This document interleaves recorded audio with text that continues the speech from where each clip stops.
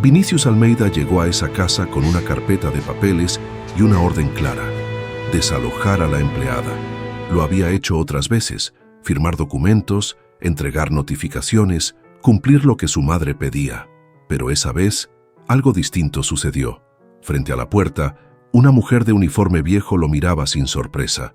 3 niños pequeños se aferraban a sus piernas con fuerza, escondiendo el rostro en la tela desgastada. El empresario, acostumbrado al control, sintió que algo se rompía por dentro. Era una calle angosta, con casas humildes y paredes descascaradas. Vinicius no recordaba la última vez que había pisado un barrio así. No era su mundo. Él vivía entre oficinas de vidrio, contratos millonarios y autos de lujo, pero ahí, en medio del calor sofocante y el olor a tierra húmeda, sintió por primera vez que no tenía el control. La mujer no hablaba, solo lo miraba. El silencio duró 3 segundos, pero le pareció una eternidad. Vinicius ajustó la corbata y respiró hondo. Su madre, doña Beatriz, había sido clara: ella debe irse, hoy mismo. No había espacio para dudas. Su madre no las toleraba. Él siempre obedecía. Desde que su padre murió había seguido cada orden sin titubear. Cerraba tratos, desalojaba inquilinos, firmaba sin leer.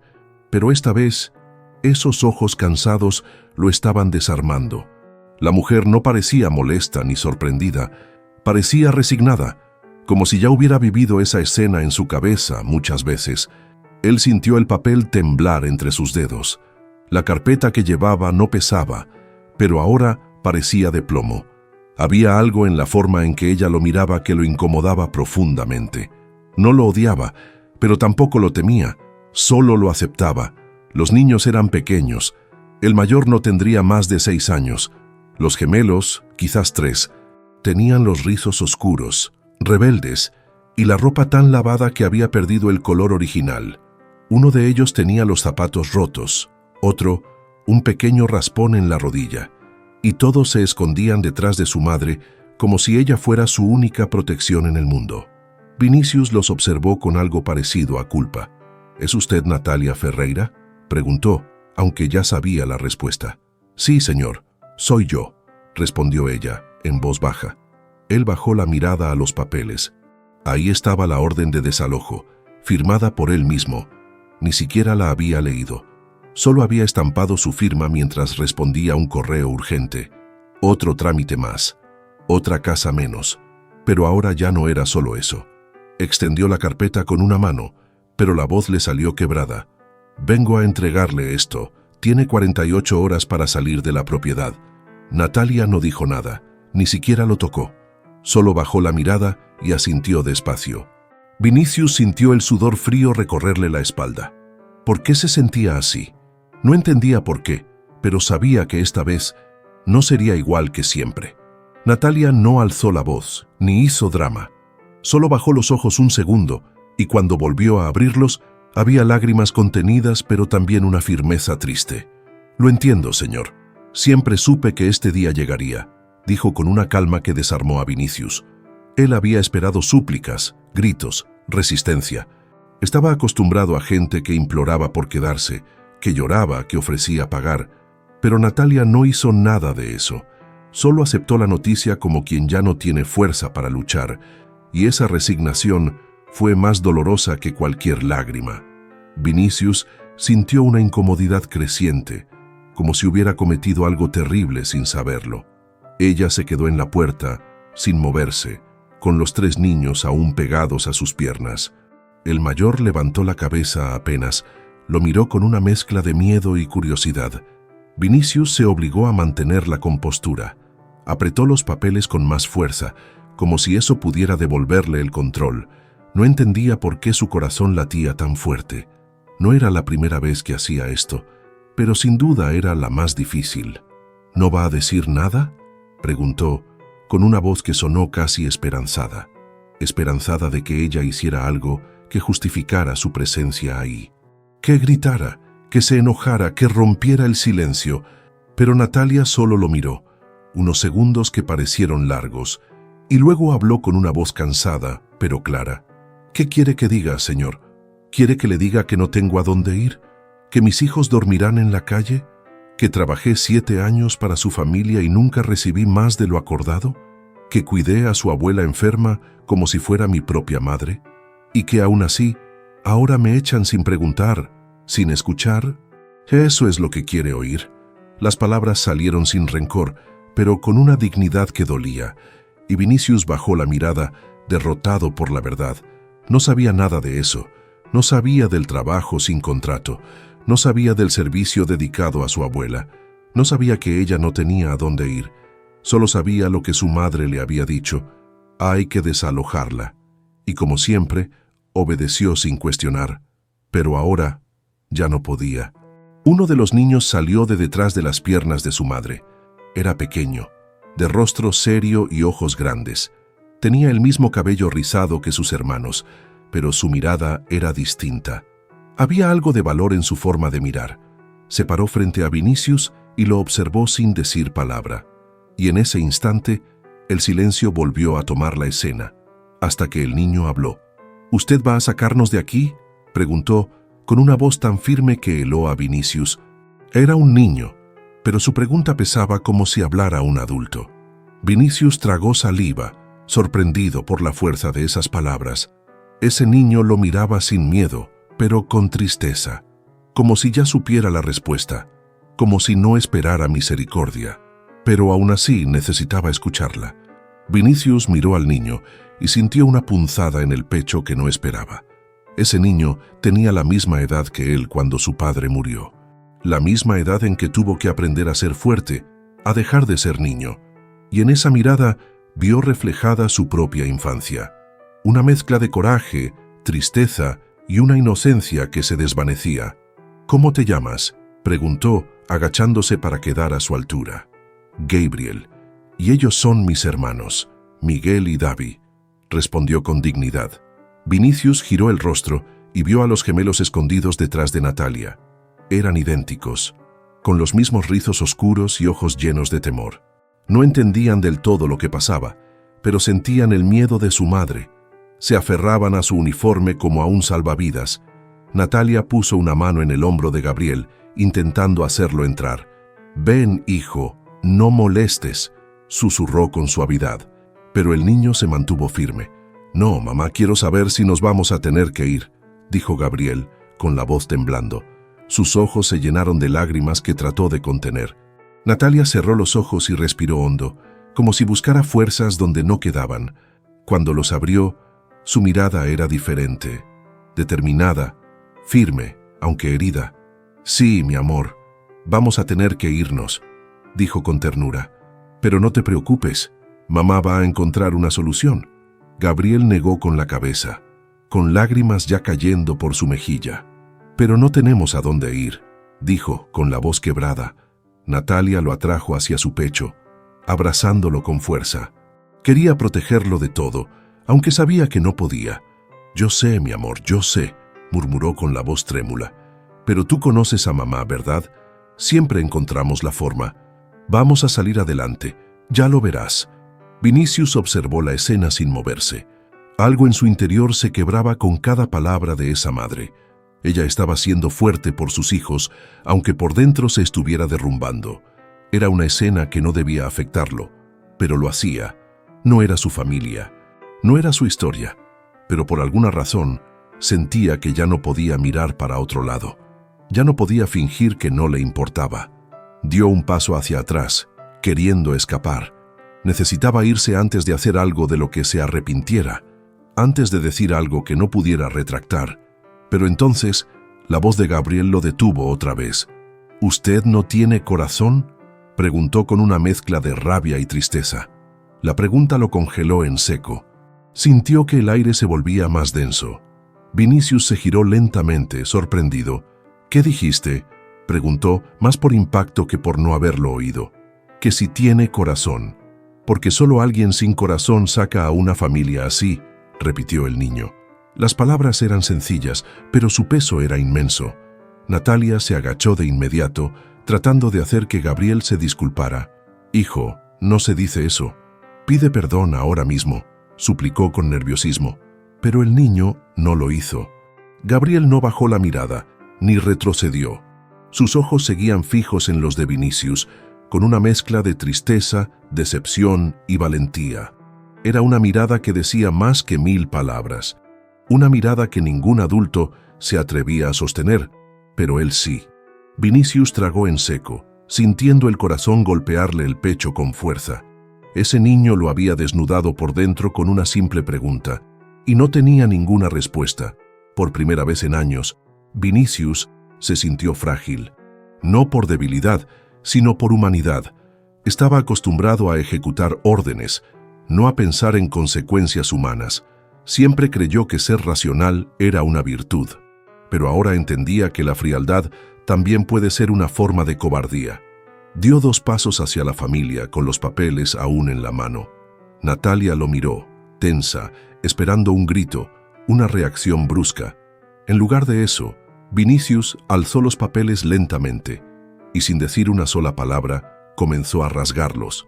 Primero por la mitad, luego otra vez y otra vez, hasta que solo quedaron pedazos pequeños cayendo al suelo. El sonido del papel desgarrándose llenó el silencio. Los niños lo miraban asombrados, sin entender del todo, y Natalia se cubrió la boca con la mano.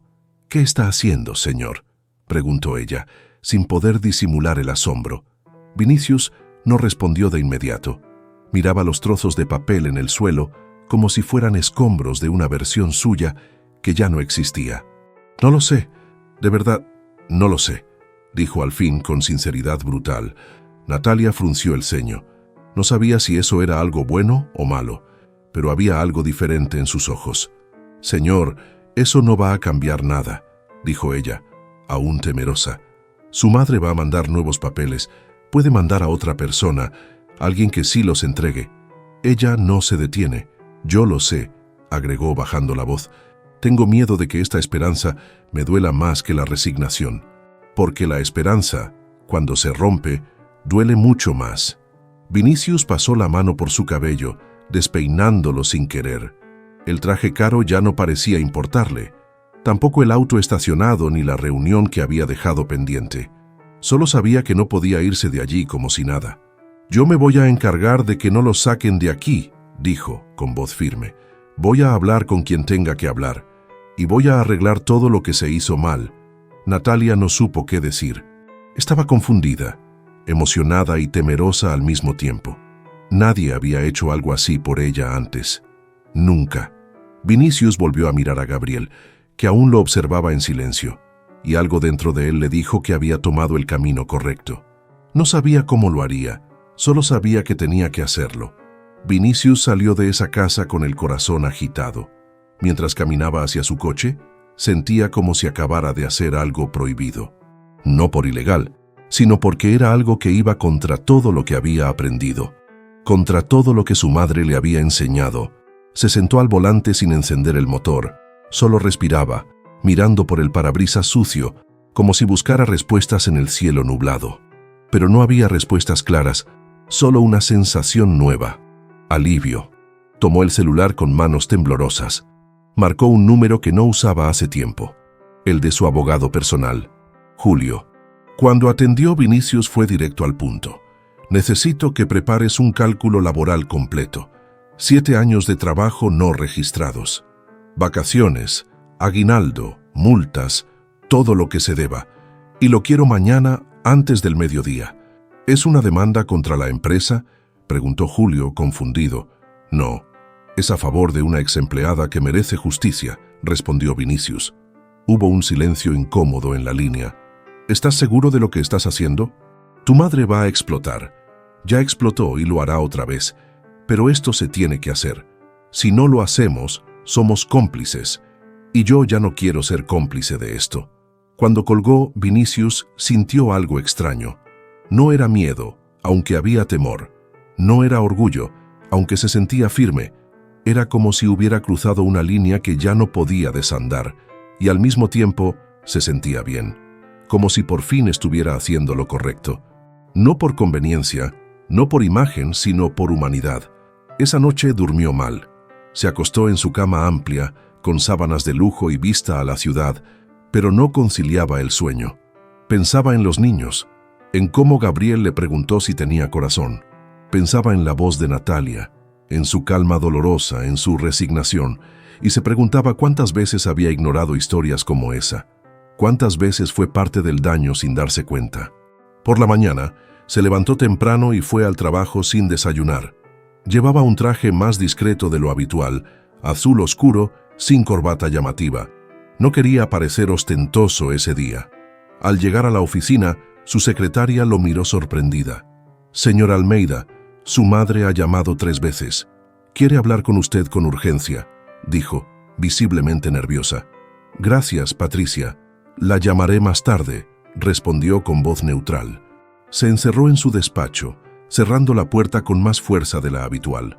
Pasó la mañana respondiendo correos, revisando contratos, intentando distraerse, pero no podía concentrarse.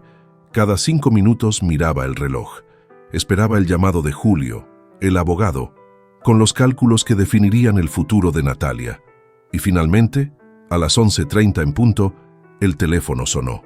«Ya está listo, pero tienes que ver el monto», dijo Julio con voz seria.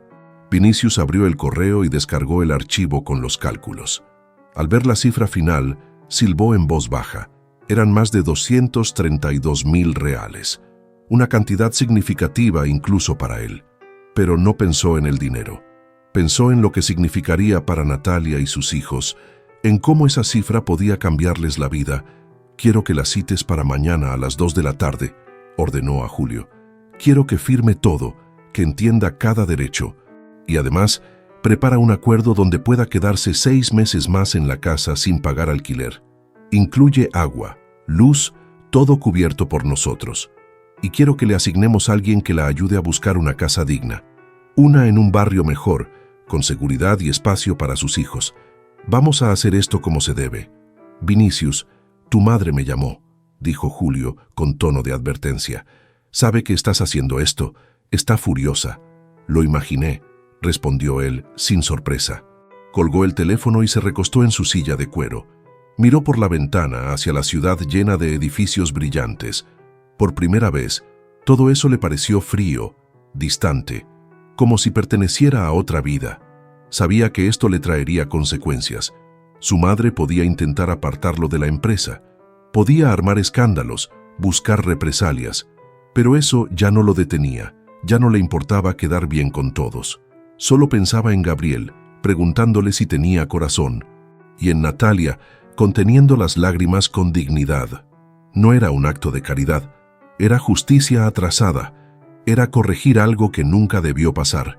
Tomó el celular y marcó el número que le había entregado a Natalia. El teléfono sonó varias veces antes de que ella contestara. Su voz era temblorosa, tensa. «¿Aló? Señora Natalia, soy Vinicius Almeida. ¿Cómo está usted?», dijo con tono suave. «Bien, señor, gracias. Los niños también están bien», respondió ella, aún con miedo. «Necesito que venga mañana a mi oficina a las 2. Voy a mandarle la dirección por mensaje. Mi abogado preparó todos los documentos. Usted va a recibir todo lo que se le debe», afirmó. Del otro lado, solo se escuchó un largo suspiro. «Está bien, señor. Estaré ahí, puede contar con eso», dijo ella con la voz entrecortada. «Y no se preocupe por nada», agregó Vinicius. «Va a recibir lo justo. Y también vamos a ayudarle a encontrar un lugar mejor donde vivir». Hubo un momento de silencio. Él podía oír su respiración entrecortada, y en esa pausa entendió cuánto significaba todo aquello. «Gracias, señor. De verdad, no sé ni qué decir», susurró ella. Al día siguiente, Vinicius llegó a la oficina más temprano que de costumbre. Eran las 7 de la mañana, y ya estaba revisando detalles del acuerdo. Aunque intentaba mantenerse ocupado, no podía evitar mirar el reloj cada pocos minutos. A las 13:30 ya sudaba frío, nervioso sin razón aparente. A las 14:00 en punto, su secretaria lo llamó por el interno. «Señor Almeida, la señora Natalia Ferreira ha llegado», anunció con voz profesional. Vinicius se levantó y ajustó su corbata frente al vidrio de la ventana. «Dígale que entre y ofrézcale agua o café», pidió, con voz firme pero cordial. Unos segundos después, la puerta se abrió lentamente Natalia entró con pasos medidos, los ojos bien abiertos ante lo que veía. Era evidente que nunca había estado en un lugar así. El piso brillante, los muebles caros, la vista panorámica, todo la intimidaba. Llevaba el mismo uniforme del otro día, pero estaba impecablemente limpio. Había recogido su cabello en un moño prolijo y llevaba un discreto labial. Vinicius notó cada detalle. Ese esfuerzo por encajar, por verse profesional en un entorno que nunca fue suyo. Y eso lo conmovió aún más. Ella no necesitaba probar nada, pero lo hacía igual por dignidad. «Puede sentarse, señora Natalia. Está en su casa», dijo él, señalando la silla frente a su escritorio. Ella se sentó en la orilla del asiento, rígida, con las manos apretadas en el regazo. Julio ya estaba en la sala, con todos los documentos organizados por secciones. Comenzó a explicarle cada uno con paciencia, usando palabras claras. Le detalló sus derechos, los conceptos legales, las sumas calculadas, y aunque Natalia no decía nada, no perdía detalle, no pestañeaba, no se movía, solo escuchaba con atención, como si temiera que si se distraía un segundo, todo desaparecería. Estaba en estado de alerta. Cuando Julio llegó al valor final, hizo una pausa. «El total asciende a 232.000 reales», dijo con seriedad. Natalia llevó ambas manos a la boca. Sus ojos se llenaron de lágrimas al instante. Es mucho dinero. Nunca vi tanto en toda mi vida», susurró sin poder contenerse. Miró a Vinicius con una mezcla de incredulidad y gratitud, y él sintió un nudo en la garganta que no había previsto. «Es lo que le corresponde, es lo justo. Es suyo desde hace años», dijo Vinicius con voz contenida. Ella comenzó a llorar de verdad. No era un llanto de tristeza, era un llanto de desahogo, de alivio, de dignidad recuperada. Julio le pasó los documentos para firmar. Natalia los firmó con manos temblorosas. La primera firma salió torcida. «Perdón, es que me tiemblan las manos», dijo, limpiándose las lágrimas. «No se preocupe. Lo importante es que sepa que esto es suyo», respondió Julio con una sonrisa amable. Cuando terminó de firmar el último papel, Julio se levantó para preparar las transferencias, dejando a Vinicius y Natalia a solas por primera vez. Ella lo miró, aún con los ojos brillantes. «No sé cómo agradecerle, señor. No tengo palabras», murmuró manchándose un poco el labial, y él supo que ese momento quedaría grabado para siempre. «No tiene que agradecer, señora Natalia», dijo Vinicius con suavidad. «Esto no es un favor, es justicia. No es caridad, es lo que siempre debió haberse hecho». Ella negó con la cabeza, aún con lágrimas en los ojos. «No, señor, usted no tenía por qué hacer esto. Pudo haber entregado los papeles y marcharse. Pudo fingir que no vio nada, pero eligió quedarse, eligió ayudarnos». Vinicius sintió que esas palabras le golpeaban el alma, no porque lo enaltecieran, sino porque reflejaban lo que estaba cambiando dentro de él. Natalia había sido invisible por años, como tantas otras, y ahora él estaba aprendiendo a ver. «Voy a asegurarme de que no le falte nada durante estos 6 meses. Puede quedarse en la casa sin pagar renta ni servicios. Además, vamos a ayudarla a buscar otra vivienda, donde usted se sienta segura». «¿De verdad hará todo eso?», preguntó ella, aún dudando si era real.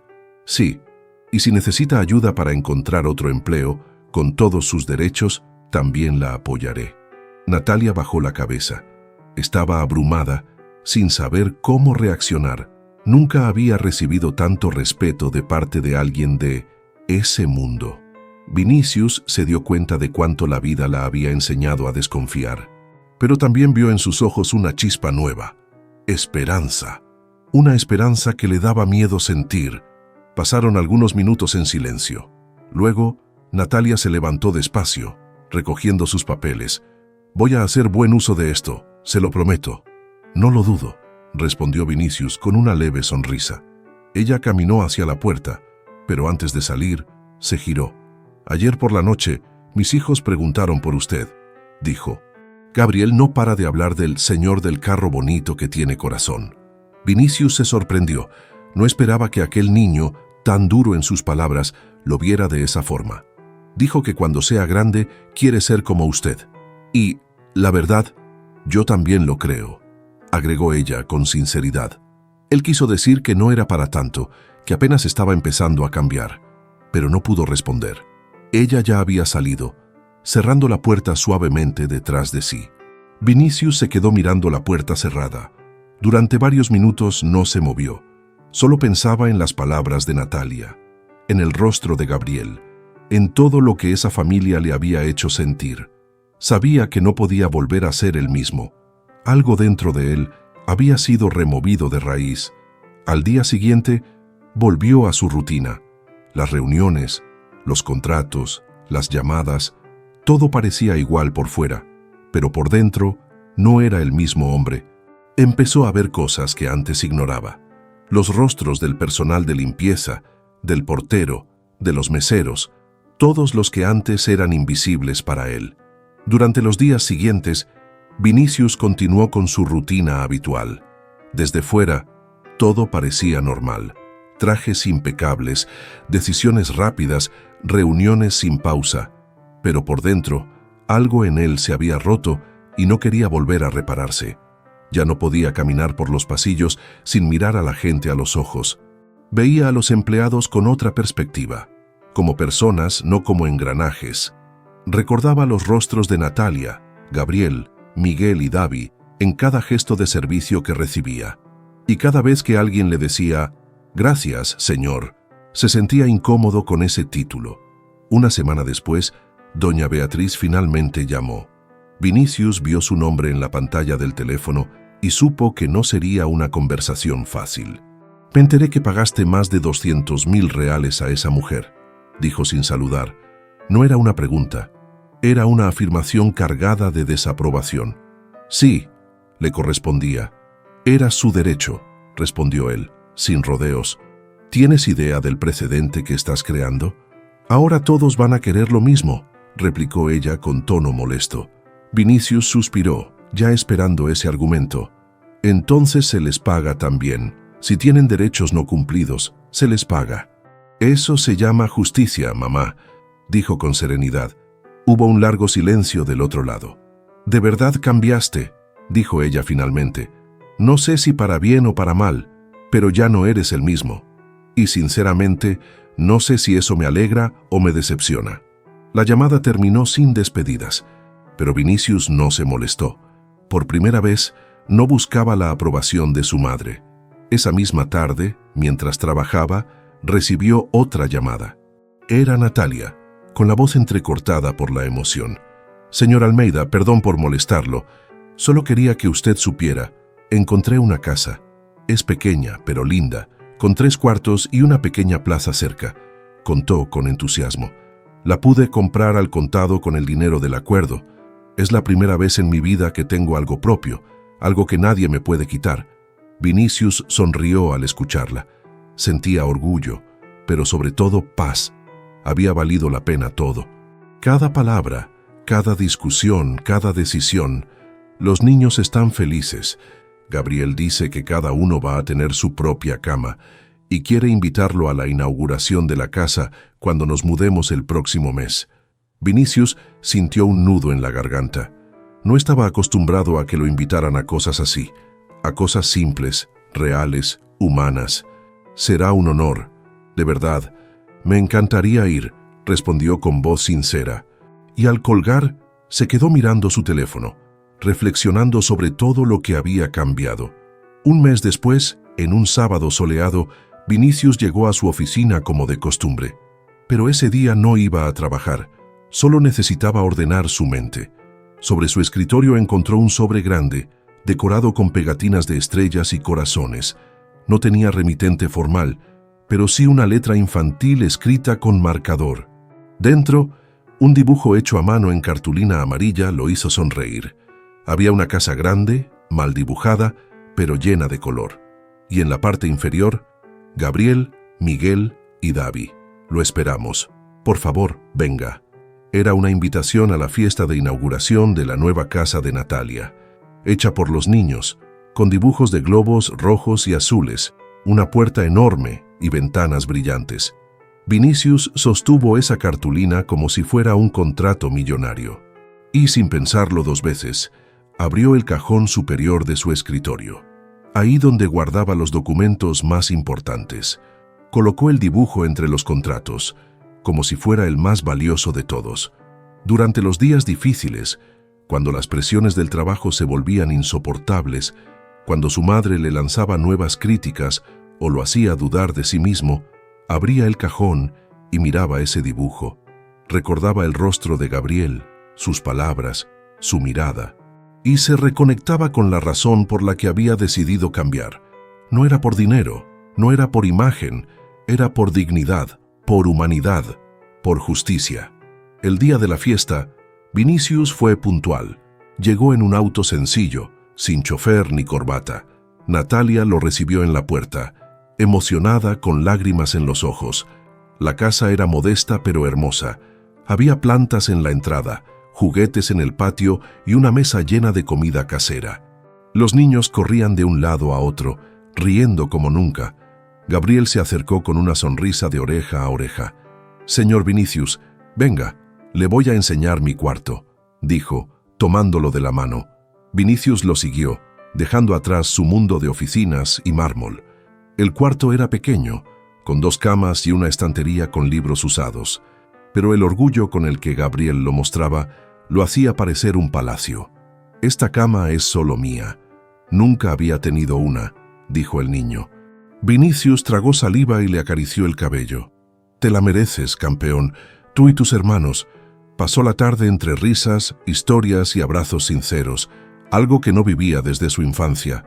No hubo discursos ni protocolos, solo gratitud auténtica, y cuando se fue, lo hizo con el corazón lleno, consciente de que había empezado a escribir una nueva historia para él mismo, una donde ser fuerte no significaba ser frío, sino saber cuándo actuar con el corazón.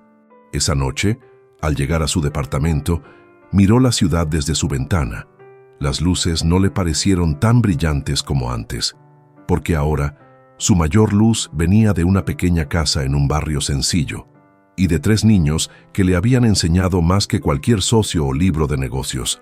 Ese dibujo seguía en su escritorio y siempre estaría ahí recordándole quién podía ser, no el empresario temido, sino el hombre que eligió hacer lo correcto. Pasaron varias semanas desde la fiesta en la casa de Natalia. Vinicius retomó su rutina de trabajo, pero ya nada era igual. Los mismos pasillos, las mismas reuniones, las mismas cifras. Pero él ya no era el mismo hombre. Cada día se detenía a saludar al personal de limpieza. Recordaba sus nombres, sus historias, sus rostros. Por primera vez en años, comenzó a ver a las personas. Un lunes por la mañana, sorprendió a todos al llegar en un auto común. Sin chofer, sin trajes de diseñador, sin prisa, había cambiado su estilo, su actitud, su manera de mirar. Pero lo más importante, había cambiado su forma de sentir. Ya no pensaba solo en resultados, pensaba en consecuencias, en el impacto real de cada decisión. Doña Beatriz, su madre, no tardó en darse cuenta del cambio. Volvió a llamarlo con voz fría pero controlada. «Me dijeron que seguiste ayudando a esa mujer. ¿También le estás buscando empleo ahora?», preguntó con desdén. Vinicius no discutió, solo respondió con calma: «Sí, y lo seguiré haciendo si está en mis manos. Estás actuando como tu padre», dijo ella tras un largo silencio. «¿Y sabes a dónde lo llevó eso?». La frase caló hondo. Vinicius recordó la figura de su padre, generoso, honesto, empático, y también recordó cómo lo llamaban débil por eso. «No soy mi padre, pero tal vez debí haberlo sido antes», respondió con firmeza, y colgó sin esperar réplica. Esa noche volvió a mirar el dibujo de Gabriel. Pasó sus dedos por las letras coloridas y las líneas torcidas. Era un recuerdo, sí, pero también una brújula. Cada vez que dudaba, volvía a ese cartón amarillo, porque ahí estaba la verdad, no la de los contratos, sino la del alma, la que no se firma pero se honra. Días después, Natalia le envió un mensaje. Había conseguido trabajo en una escuela como auxiliar de cocina, con todos sus derechos, contrato firmado y beneficios. Sus hijos estaban en una escuela mejor. Tenían libros, mochilas nuevas y una rutina feliz. «No sé cómo agradecerle, señor Vinicius», decía el mensaje, «pero cada día me esfuerzo por demostrar que valió la pena». Vinicius respondió con una frase corta pero sincera: «No me agradezca. Usted lo logró. Yo solo cumplí con lo que era justo». Y al enviar el mensaje, sintió una paz que hacía mucho no conocía. Había aprendido que el poder no reside en mandar, sino en servir, que el respeto se gana con actos, no con títulos, y que a veces cambiar el mundo de una sola persona es suficiente para empezar a cambiar el propio. Era viernes por la tarde cuando Vinicius decidió hacer algo que venía postergando. Entró al cuarto de su padre, que había permanecido cerrado desde su muerte. Encendió la luz y el polvo bailaba en el aire como fantasmas del pasado. Sobre la estantería aún estaba el viejo diario de cuero que su padre usaba. Lo abrió y entre sus páginas encontró una nota que nunca había leído: que el dinero nunca te aleje de las personas, porque cuando lo pierdas, serán ellas las que queden. Vinicius cerró los ojos y apretó el diario contra su pecho. Salió del cuarto sintiendo que algo se cerraba y al mismo tiempo algo nacía. No un ciclo empresarial, sino uno humano. Uno donde las decisiones no se tomaban solo en juntas, sino en el alma. Esa noche fue a cenar solo a un restaurante sencillo. Pidió arroz con frijoles, el mismo plato que había comido en casa de Natalia. Lo saboreó lentamente, como si quisiera revivir cada detalle.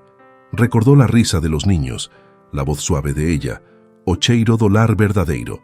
Cuando regresó a su departamento, lo encontró frío y silencioso. Los muros blancos, el mármol impecable, el sonido del vacío. Se sentó en el sofá con un té caliente y pensó en algo que Gabriel había dicho. ¿Y si el corazón del Señor está dormido, no muerto? Sonrió al recordar eso. No estaba dormido, ahora lo sabía. Solo había estado esperando un motivo real para latir. Días después, decidió hacer algo más grande. Convocó a una reunión con todos los altos ejecutivos. Anunció la creación de un fondo interno de justicia laboral. «Vamos a revisar cada caso de nuestros empleados subcontratados», dijo. «Y si hay algo injusto, lo vamos a corregir, sin esperar que nos obliguen». Algunos lo miraron extrañados, otros emocionados, pero nadie dudó de que hablaba desde el corazón. Doña Beatriz escuchó la noticia por la prensa. No lo llamó, solo envió un mensaje escueto: «No estoy de acuerdo con tus métodos, pero sé que tu padre estaría orgulloso». Vinicius leyó y no respondió. No hacía falta. Ese silencio era su propia paz. Ya no necesitaba reconocimiento. Solo quería seguir o seu nuevo camino. Un sábado, sin avisar, pasó por la casa de Natalia. Llevaba una caja con libros, lápices de colores y un viejo teclado digital. Gabriel lo recibió con un abrazo. Davi mostró su cuaderno lleno de dibujos, y Miguel le dio un papel con letras torcidas. «Gracias por ayudarnos a soñar», decía. Vinicius sintió que ese era su verdadero legado. Ese día entendió que no era el apellido, ni la cuenta bancaria, ni los trajes caros. Era el impacto que dejas en los que cruzan tu camino. Y a veces, la mayor riqueza está en ver a otros levantarse. No desde la lástima, sino desde la oportunidad. Vinicius Almeida ya no era solo un empresario. Ahora era un hombre que había aprendido a mirar y al fin a vivir con el corazón despierto.